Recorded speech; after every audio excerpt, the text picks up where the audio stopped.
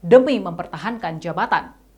Dan nampaknya Irma sudah memilih jalannya, mendukung Anies yang dulu dia caci maki.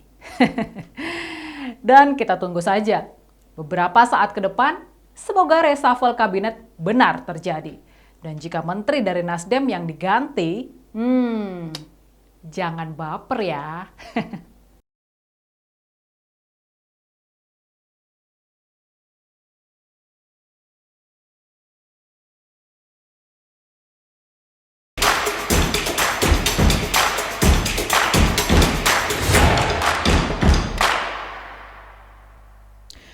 Presiden Joko Widodo kembali memberi kode kemungkinan akan terjadi lagi reshuffle kabinet. Hal itu disampaikan dalam siaran YouTube Sekretariat Presiden. Momen pernyataan tersebut tepatnya seusai peresmian Bendungan Ciawi dan Sukamahi di Bogor, Jumat 23 Desember kemarin. Hanya saja tidak diungkapkan apa alasan dilakukannya reshuffle dan kapan akan dilakukan perombakan menteri yang tergabung dalam Kabinet Indonesia Maju itu. Dua bendungan ini ada bendungan kering, Ciawi dan Sukamahi, ini kita harapkan bisa mengurangi banjir yang ada di Jakarta kurang lebih 30,6%.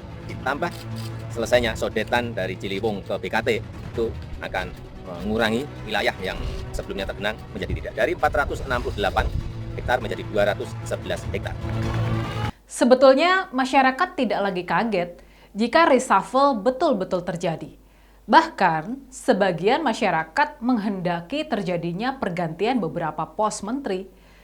Paling tidak, itulah yang tergambar dari hasil survei yang dilakukan Carta Politika pada 8 hingga 16 Desember 2022. Respondennya berjumlah 1.220 orang yang tersebar di seluruh Indonesia.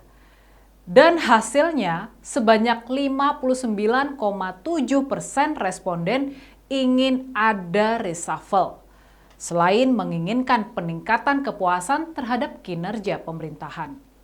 Mungkin hasil survei tersebut menjadi salah satu bahan pertimbangan bagi Presiden Jokowi, sehingga pada waktu yang tidak terlalu lama lagi bakal dilakukan reshuffle. Namun, di media massa telah muncul berita cekcok antara politisi Nasdem dan PDIP menanggapi isu reshuffle di atas. Partai Nasdem merupakan salah satu anggota koalisi pendukung Jokowi pada Pilpres 2019 dan mendapat jatah 3 menteri yang hingga sekarang masih menduduki jabatan bergengsi itu. Dari PDIP mengevaluasi Menteri Pertanian dan Menteri KLHK patut untuk di reshuffle ataupun dievaluasi kinerjanya. Kalau dari Nasdem, menteri-menteri mana yang kemungkinan kinerjanya harus dievaluasi oleh Presiden? Jadi begini, kami juga secara berkala melakukan evaluasi, kami menyampaikannya secara tertutup. Karena itu masukan untuk Presiden, bukan untuk diopinikan.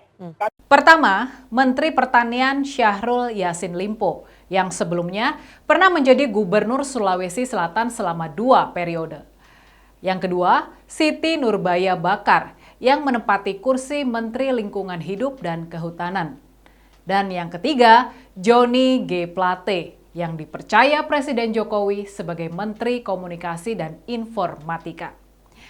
Tapi yang jadi persoalan, dalam Pilpres 2024 mendatang, Nasdem mengambil langkah yang berseberangan dengan koalisi partai pendukung Jokowi lainnya.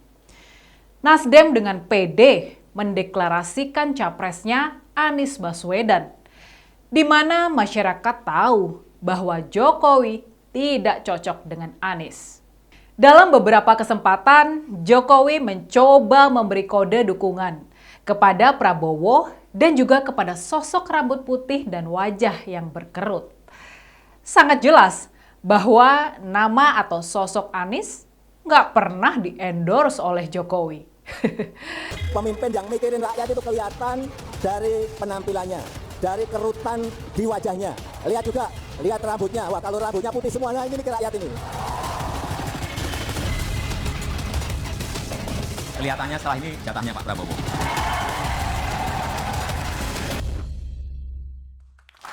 Dan Nasdem juga mencoba menjalin koalisi dengan 2 partai yang saat ini menjadi oposisi, yakni Partai Demokrat dan PKS.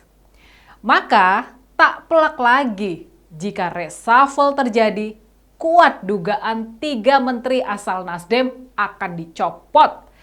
Atau kalau Jokowi masih berbaik hati, mungkin menyisakan 1 menteri saja. PDIP mendesak 2 menteri Nasdem untuk kena reshuffle Kabinet Indonesia Maju. Ada 2 nama menteri Nasdem yang didesak PDIP untuk kena reshuffle, yaitu Menteri Pertanian Syahrul Yassin Limpo dan Menteri Lingkungan Hidup dan Kehutanan Siti Nurbaya. Menurut Ketua DPP PDIP Jarod Saiful Hidayat, Syahrul Yassin Limpo dan Siti Nurbaya perlu dievaluasi karena 2 menteri itu tidak mendukung janji Jokowi. Salah satunya mengenai ketahanan pangan. Jarod mempertanyakan alasan pemerintah mengimpor beras setelah sekian lama swasembada. Terlebih lagi, Indonesia sedang panen raya dan harga beras sedang tinggi. Sehingga kebijakan impor beras tersebut dinilai politikus PDIP itu sebagai hal yang merugikan petani.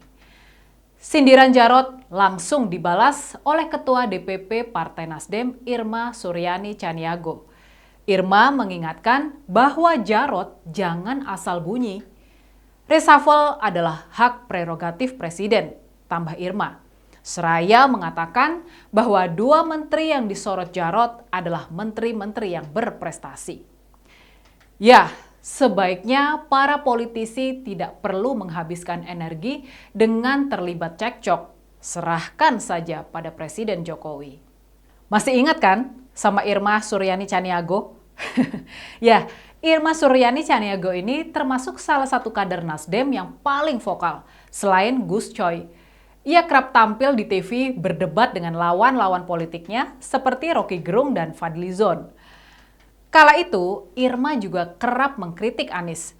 Sampai-sampai ia pernah mengatakan bingung dengan banyaknya janji kampanye Anies yang tidak terrealisasi. Contohnya adalah rumah DP 0 yang notabene program unggulannya. Ini rumah DP 0 program unggulan yang tidak terrealisasi, bahkan masuk ranah hukum, ujar Irma pada tahun 2021 silam. Kalau program unggulan saja realisasinya berantakan, bagaimana dengan program yang non-unggulan? Sudah bisa dipastikan akan lebih aut-autan lagi. Dan apa yang disampaikan oleh Irma itu betul. Karena perhatikan saja, tidak ada satupun orang di dunia ini, termasuk buzzer Anies sekalipun seperti Gez Khalifah dan Musni Umar yang berani mengatakan program rumah DP 0 sukses. Namun, sungguh tidak ada yang menduga Surya Paloh akhirnya mengusung Anies sebagai Capres 2024 ketika masih ada kadernya yang menjadi Menteri Jokowi. Beberapa kader yang tidak setuju dengan keputusan itu pun memutuskan hengkang dari Nasdem, seperti Niluh Jelantik, Fredrik Lumalente, dan Panji Astika. Kamis 6 Oktober, Romli seperti dikutip dari Tribun News, Kamis 6 Oktober menilai Ketua Umum Nasdem Surya Paloh sudah memperhitungkan terkait dampak pencapresan Anies, termasuk keluarnya sejumlah kader dari partai. Sementara itu, politisi senior Nasdem, Zulfan Lindan, menyatakan tak masalah dengan mundurnya para kader. Lantas, bagaimana dengan Irma? Apakah dia keluar pula dari Nasdem? Tidak, bro and sis. Terlalu beresiko kalau ia hengkang dari Nasdem. Karena jabatannya sebagai anggota DPR RI yang didapatkan dari PAW itu bisa dicopot seketika oleh Om Brewok. Jadi, supaya aman, yang dilakukan oleh Irma adalah ikut-ikutan membela Anies seperti yang dilakukan oleh Willy Aditya dan kawan-kawan. Disinilah letak ujian Irma sebenarnya. Apakah dia akan mengikuti jejak Niluh Jelantik yang keluar dari Nasdem demi prinsip dan harga diri? Ataukah menjilat ludah sendiri dengan turut mendukung Anies yang pernah dikatakannya tidak becus bekerja demi mempertahankan jabatan? Dan nampaknya Irma sudah memilih jalannya, mendukung Anies yang dulu dia caci maki. Dan kita tunggu saja. Beberapa saat ke depan, semoga reshuffle kabinet benar terjadi. Dan jika menteri dari Nasdem yang diganti, jangan baper ya.